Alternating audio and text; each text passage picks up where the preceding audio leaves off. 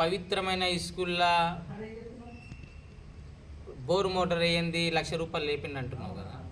ప్రొసీడింగ్లో near by girls high school అని నేను already proceeding పోయి చూసుకో, అక్కడ వేసిన లేదో నిర్ధారణ ఆల్రెడీ నువ్వు విజిలెన్స్ రాస్తే కూడా ఏమి ఇచ్చిళ్ళు అక్కడ స్టేట్మెంట్ కూడా చూసుకోపో. ముఖ్యంగా మరి అట్లా అనుకుంటే నీ హయాంలో మీ స్వయాన మీ సొంత బామర్ది పేరు మీద పైప్ లైన్లు గ్రామంలో నల్లలు ఫిట్ చేసినాయి. ఇవన్నీ ఎన్ని ఎంబీలు చేసిళ్ళు, ఎన్ని నోట్ ఫైల్ చేసిళ్ళు, ఒకసారి అవి కూడా బయట పెడితే బాగుంటుంది.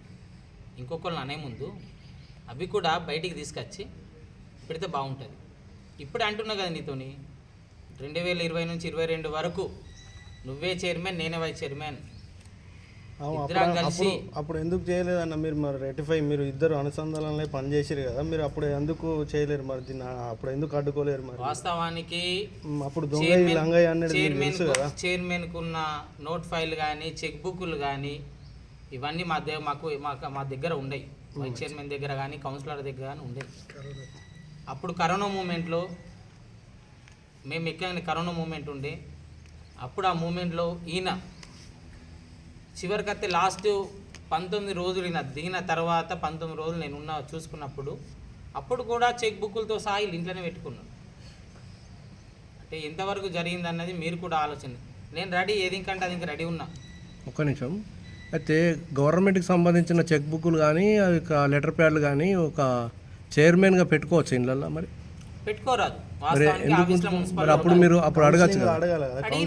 అడిగిన దానికే మమ్మల్ని అందరినీ ఆయన ఇష్టరాజ్యం ఇప్పుడు లేదా, ఆయన ఇష్టరాజ్యం బెదిరించుడు వాళ్ళు అంటాలని. అప్పుడు మాకు రాజకీయం అప్పుడప్పుడే ఎన్నుకో. కమిషనర్గా ఎవరు ఉన్నారు అప్పుడు? కమిషనర్గా గోపు గంగాధర్ సార్.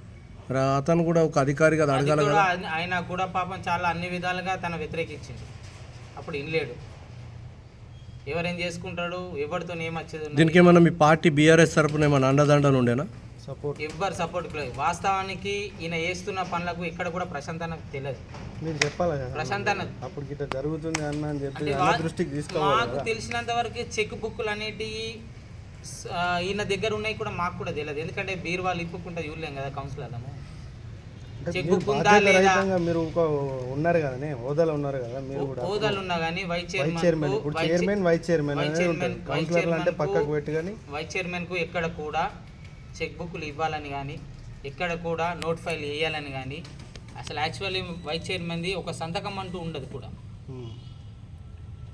కాబట్టి కంపల్సరీ అవి ఏంది ఏం కథ అన్నది కొద్దిగా మీరు కూడా గవర్నమెంట్ అధికారులు దీని మీద కూడా చర్యలు తీసుకోవాలి. బాడీ తీర్మానం చేయకుండానే ఇవన్నీ జరిగిపోయినాయి అన్న. మీరు బాడీ తీర్మానాలు అనేవి ఎట్లుంటాయి అంటే ప్రవేశపెట్టినవి ఒకటి, ప్రవేశపెట్టని తన దగ్గర ఏదైతే బుక్స్ ఉంటాయో బుక్లలో అవి రాసి మళ్ళీ తిరిగి అంటించుకునే ఎన్నో చేసిన కథలు ఉన్నాయి.